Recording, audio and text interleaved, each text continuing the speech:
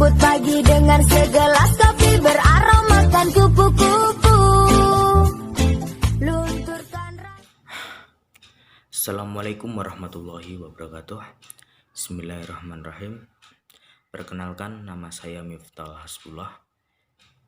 Di video kali ini kita akan membicarakan tentang merdeka belajar.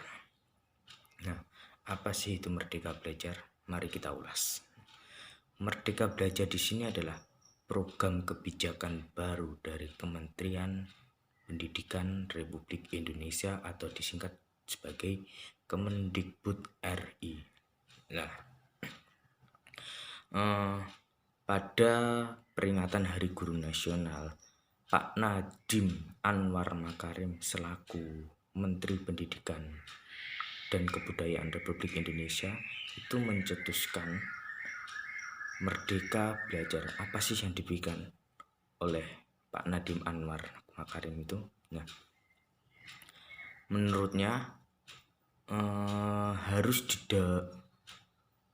pendidikan itu harus didahului oleh para guru sebelum mereka mengajarkannya pada siswa maupun siswi.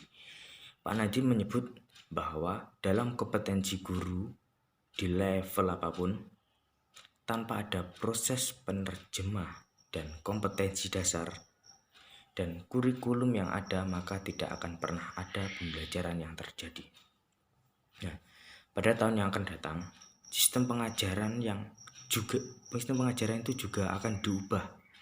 Yang awalnya itu hanya ada di kelas, nanti akan berpindah, pembelajarannya itu lebih nyaman,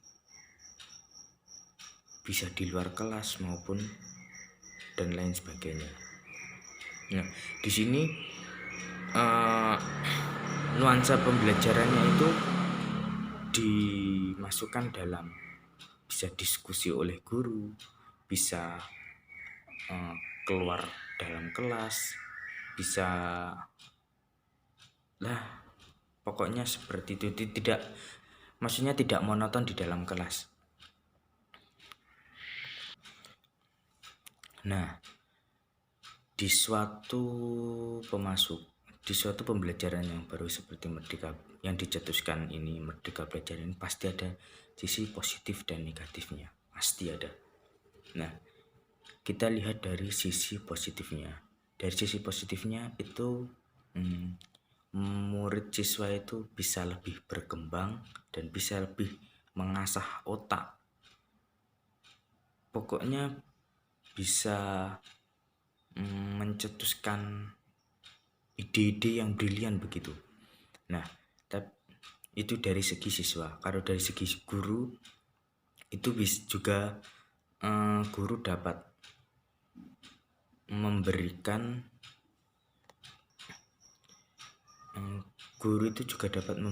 inovasi pembelajaran yang baru. Seperti bisa memasukkan media pembelajaran yang menarik maupun yang dapat siswa itu tertarik begitu loh.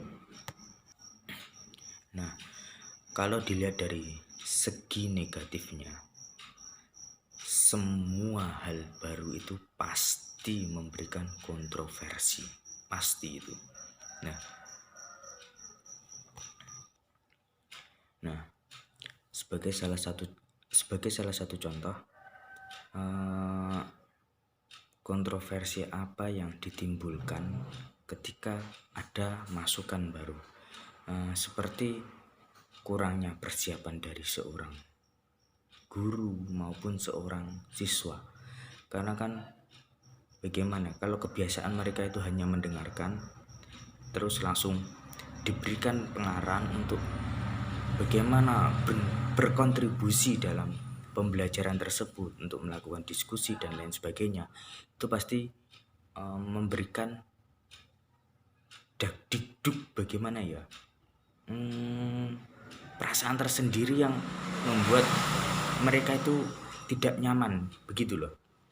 Nah, untuk itu bagaimana cara seorang guru itu memberikan pengarahan dan penerangan yang enak didengar, nyaman dan efektif begitu loh. Nah, kita kembali lagi kepada konsep merdeka belajar. Sebelum itu, Kementerian Pendidikan Republik Indonesia itu mencetuskan pokok-pokok kebijakan. Ada 4 pokok kebijakan yang baru. Yang pertama adalah ujian nasional itu digantikan oleh asesmen kompetensi minimum dan survei karakter. Nah, asesmen ini menekankan kepada kemampuan literasi dan numerik yang didasarkan oleh praktek. Berarti secara sederhananya adalah didahulukan sebuah praktek gitu loh.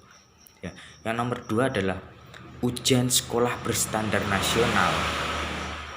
Itu diserahkan ke sekolah dengan bertujuan sekolah itu bisa lebih leluasa, bisa lebih menentukan bentuk penilaian seperti apa dan seperti yang pantas itu seperti apa begitu. Ya, yang nomor 3 adalah penyederhanaan perencanaan pelaksanaan pembelajaran atau disingkat RPP. Nah, menurut Menteri Pendidikan dan Kebudayaan Republik Indonesia, RPP itu dibuat 1 halaman saja melalui penyederhanaan administrasi dan diharapkan waktu guru dalam pembuatan administrasi dapat dialihkan untuk kegiatan belajar mengajar. Begitu. Ya. Yang nomor 4 adalah penerimaan peserta didik baru atau biasa disebut PPDB. Nah, PPDB ini dikaitkan dengan sistem zonasi. Nah, terima kasih atas waktunya. Untuk video kali ini cukup sampai di sini. Kurang lebihnya saya mohon maaf. Wabillahi taufiq wal hidayah. Wassalamualaikum warahmatullahi wabarakatuh.